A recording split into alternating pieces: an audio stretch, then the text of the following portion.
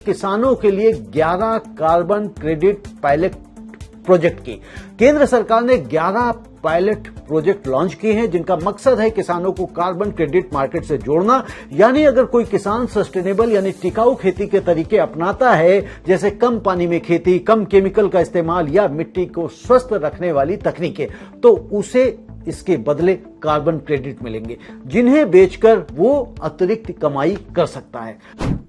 तो ये हुआ क्यों है? तो इसके पीछे दोस्तों 3 बड़ी वजहें हैं। पहली, भारत को अपने क्लाइमेट कमिटमेंट्स यानी कि कार्बन उत्सर्जन घटाने के अंतरराष्ट्रीय वादों को पूरा करना है, और दूसरी, किसान की आमदनी सिर्फ फसल बेचने पर निर्भर ना रहे, इसके लिए इनकम का एक नया जरिया चाहिए, और तीसरी, ग्लोबल मार्केट में अब कार्बन क्रेडिट एक बड़ा बिजनेस बन चुका है और भारत नहीं चाहता कि इस मौके में वो पीछे रह जाए।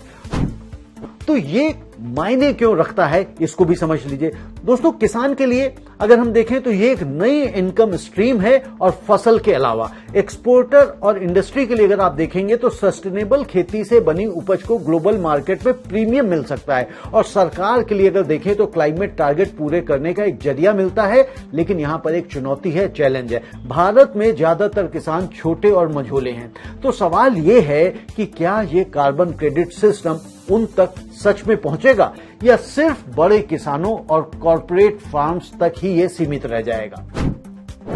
दोस्तों, अब यहां पर हमें यह भी देखना चाहिए कि रिस्क एंड अपॉर्चुनिटी क्या है। तो अपॉर्चुनिटी यहां पर यह है कि अगर ये मॉडल सफल हुआ तो भारत के करोड़ों किसानों के लिए एक बिल्कुल नया इनकम सोर्स खुल सकता है, और रिस्क ये है कि कार्बन क्रेडिट का वेरिफिकेशन यानी ये पक्का करना कि किसान वाकई सस्टेनेबल तरीके अपना रहा है, एक जटिल और महंगा प्रोसेस है। अगर सिस्टम ठीक से डिजाइन नहीं हुआ तो इसका फायदा बिचौलिए उठा सकते हैं और किसान तक नहीं पहुंचेगा।